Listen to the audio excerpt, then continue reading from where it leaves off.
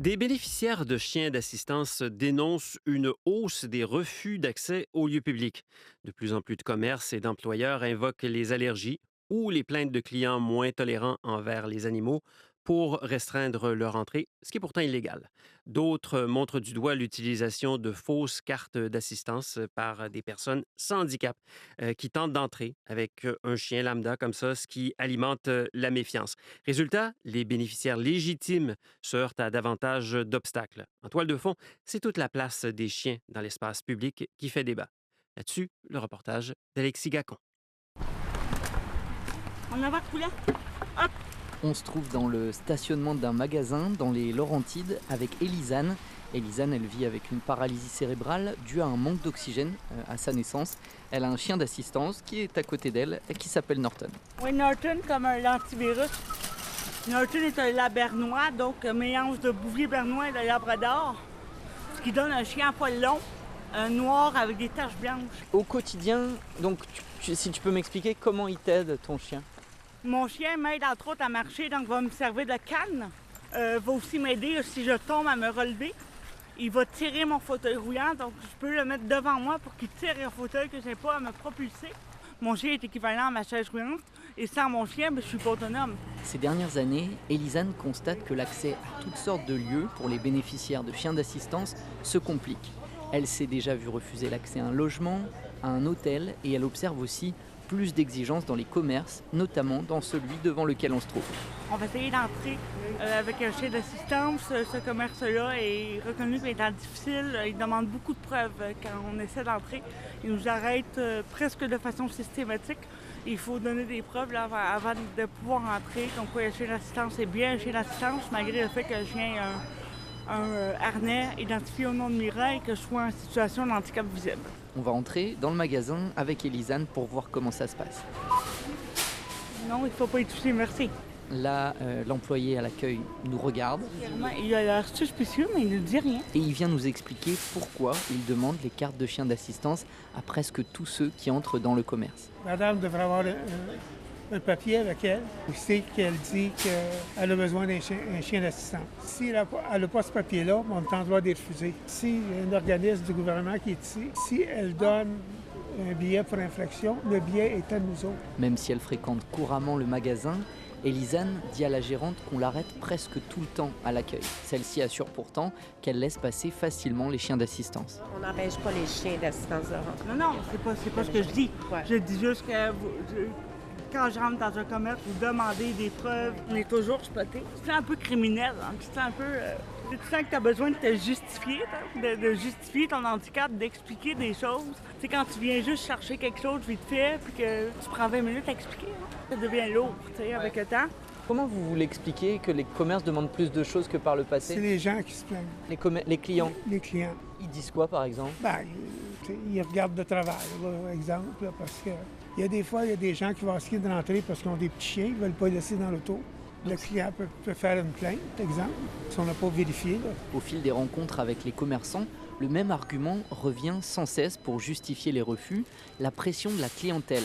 Des clients se plaignent davantage de la présence de chiens d'assistance que par le passé, ce qui rend les commerces plus craintifs à les accepter, même si la loi les oblige, sauf en cas de contrainte excessive, ce qui est très rare. Ça arrive là, que des gens qui se plaignent des chiens ou qui sont en colère parce que j'ai un chien avec moi. Entre autres, dans une épicerie à Montréal, donc c'était pas ici, la dame s'est fâchée, elle s'est mise à lancer des choses sur moi et sur le chien en me disant ça va être quoi la prochaine fois, un lion. À ce moment-là, donc elle a lancé ses céleris sur le chien, ce qui était quand même dur, que le chien a mangé en pleine tête. Là. Je pense que les gens sont mal éduqués. Par rapport aux chiens d'assistance, je pense aussi que dans la société où on est, les gens sont moins tolérants. Ce que ressent Élisane n'est pas qu'une impression. Radio-Canada a appris que sur 5 ans, la Commission des droits de la personne et des droits de la jeunesse a presque vu doubler les plaintes déposées par des bénéficiaires pour des refus d'accès. La commission qu'on a contactée explique notamment cela par un manque d'information des propriétaires de lieux publics où les bénéficiaires tentent d'entrer, mais pas seulement, on y reviendra. On est à l'endroit où est-ce qu'on a plein de petits chiots qui sont là en bas âge, qui sont en train de devenir des chiots pour partir en famille d'accueil. Nous voilà maintenant à Sainte-Madeleine, en Montérégie, au siège de la Fondation Mira. Ça, c'est des petits chiens qui doivent avoir à peu près maximum 3 semaines. Donc, des belles petites boulettes avec la maman qui est en arrière qui regarde. Et les belles boulettes dont parle Nicolas Saint-Pierre, le directeur général, ce sont des chiots labrador blancs aussi larges que longs. Mais promis, on n'est pas là pour les flatter, plutôt pour rencontrer Mélanie Valiquette, qui aide les bénéficiaires de la Fondation qui font face à des refus d'accès à tout type de lieux. Elle n'arrête pas de recevoir des appels à ce sujet.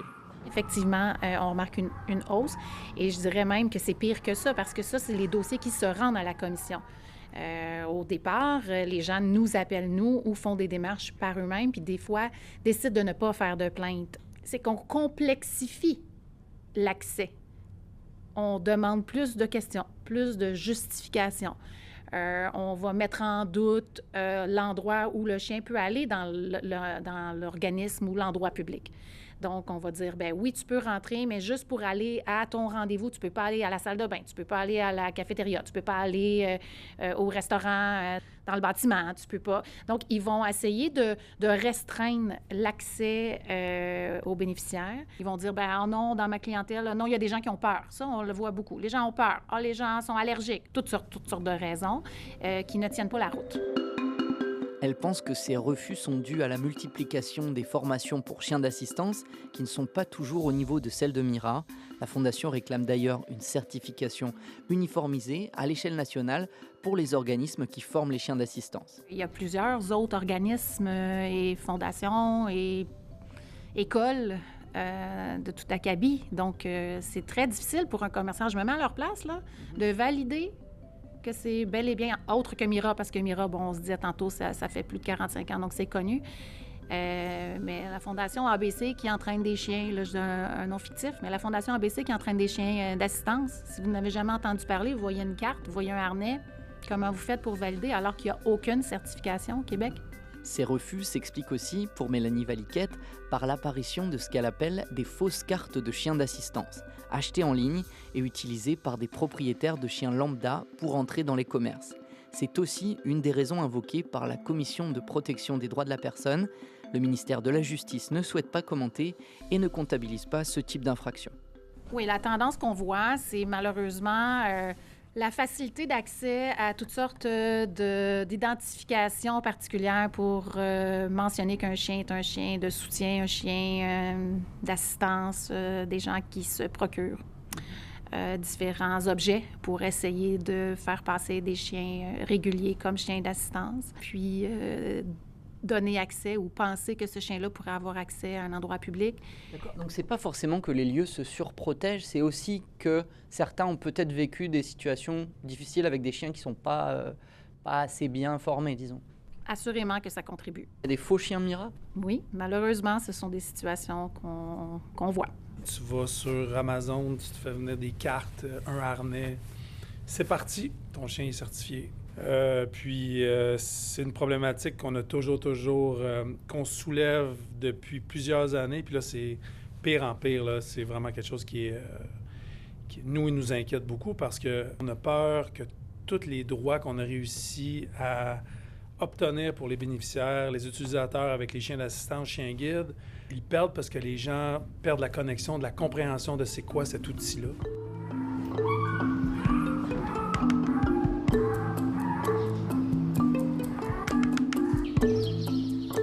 Au parc La Fontaine, à Montréal, Claire promène son petit Charlie. C'est quoi, alors tu disais, un Maltipou. Matipou. Maltipou. Maltipou. C'est Maltese and Poodle. C'est une petite peluche sur pattes. J'en ai pris un petit pour me balader partout. Un Maltipou, guère plus gros que les chiots Mira qu'on vient de quitter, qu'elle aime énormément. Je le vous vois, mon chien. C'est pour te dire à quel point je le considère quand même. Alors je dis, venez par ici. Au pied. Very good, monsieur. Touch. Very good. On y va. Quand j'ai eu mon chien, très rapidement, je me suis rendu compte qu'on ne pouvait rien faire avec notre chien à Montréal. Tout était un petit peu bridé. Donc, en gros, je me suis dit, mais comment est-ce que je peux faire pour l'emmener, ce chien-là? Il est tout petit, tu vois ce que je veux dire? Il est bien éduqué. Donc, j'ai pris le temps de bien l'éduquer. Déjà, ça, c'est une première chose et pour moi, c'est essentiel parce que tout ça vient quand même de là.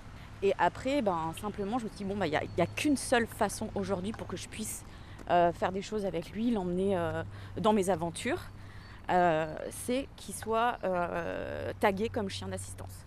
Il a un harnais visible. Il a le harnais. Rouge, c'est marqué Emotional Support Dog dessus. La deuxième chose, c'est la carte. Parfois on me dit est-ce que vous avez la carte? Et là tout simplement tu montes ta carte avec le marqué chien d'assistance. Il y a une petite photo de Charlie avec son petit nœud papillon. C'est marqué Service Dog, Full Access Required by Law. Une carte de chien d'assistance, ça s'achète sur Amazon. Claire a simplement suivi une formation en ligne pour son chien et assure que s'acheter une telle carte, c'est la seule manière de se promener partout ou presque avec son chien sans problème à Montréal, même si elle reconnaît que la pratique est contestée. Comme je te disais, moi j'ai pas forcément envie de m'auto-saboter en te racontant tout ça. Pour l'instant, c'est pas su par beaucoup de personnes. C'est la considération que j'ai de mon chien et c'est comment j'ai envie de vivre avec lui. Je le considère comme étant un animal qui fait partie de ma vie entière. Il est intégré dans ma vie. Donc quand je me balade, j'ai envie aussi de lui faire découvrir des choses.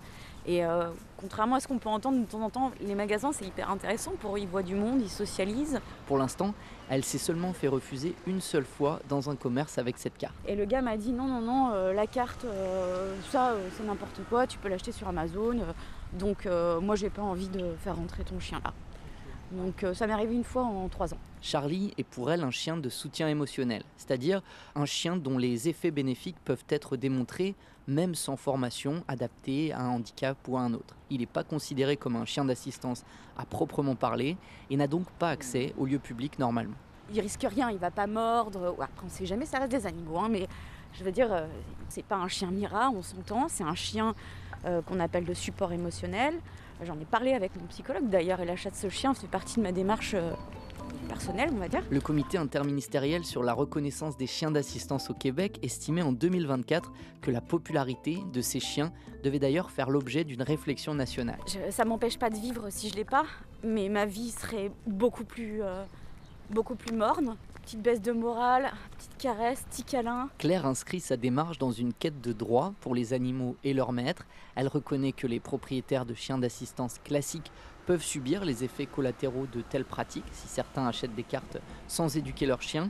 Elle souhaite donc que le gouvernement mette sur pied une formation harmonisée qui atteste du bon comportement d'un chien et qui garantirait davantage d'accès aux propriétaires et à leurs bêtes. Moi, ce qui m'intéresserait, c'est vraiment que le Québec pourrait nous faire quelque chose qui tient la route. Prenons ce sujet au sérieux. Moi, je serais totalement d'avis de faire un petit permis de chien correct, je sais pas comment dire. Ça serait une super bonne idée.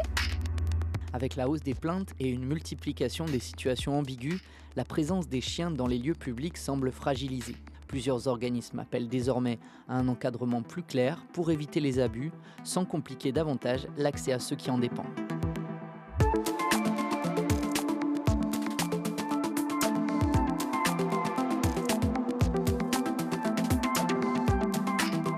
C'était un reportage d'Alexis Gacon et Métavic qui va faire réagir celui-là.